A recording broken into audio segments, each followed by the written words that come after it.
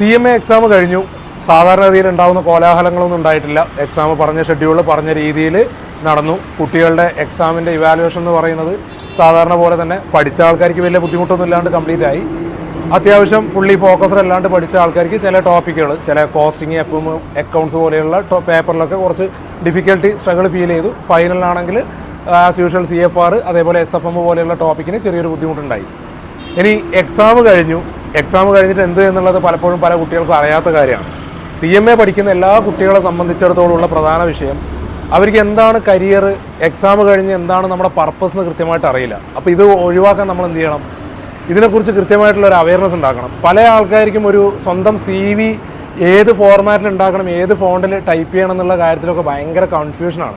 പിന്നെ ഒരാളെ എങ്ങനെയാണ് ജോലിയായിട്ട് ബന്ധപ്പെട്ടിട്ടോ ട്രെയിനിങ് ആയിട്ട് ബന്ധപ്പെട്ടിട്ടോ അപ്രോച്ച് ചെയ്യേണ്ടതെന്ന് പല ആൾക്കും അറിയില്ല. പിന്നെ നമ്മൾ ഒരു ഇൻ്റർവ്യൂവിന് പോവുകയാണെങ്കിൽ തന്നെ എന്തൊക്കെ അവർ ചോദിക്കും അതിനെക്കുറിച്ചും വ്യക്തതയില്ല. അപ്പോൾ ഇങ്ങനെയുള്ള കാര്യങ്ങൾ ചെയ്യാൻ വേണ്ടിയിട്ട് അതിനെക്കുറിച്ച് ഒരു അവയർനെസ് ഉണ്ടാക്കാൻ വേണ്ടി APSൻ്റെ നേതൃത്വത്തിൽ കാലിക്കറ്റ് വെച്ചിട്ട് ഒരു പ്രോഗ്രാം നടത്തുന്നുണ്ട്. ഓഫ്ലൈൻ ഫേസ് ടു ഫേസ് പ്രോഗ്രാമാണ്. അപ്പോൾ താല്പര്യമുള്ള ആൾക്കാരുണ്ടെങ്കിൽ താഴെ ഞാൻ ഒരു വാട്സപ്പ് ഗ്രൂപ്പിൻ്റെ ലിങ്ക് കൊടുക്കുന്നുണ്ട്.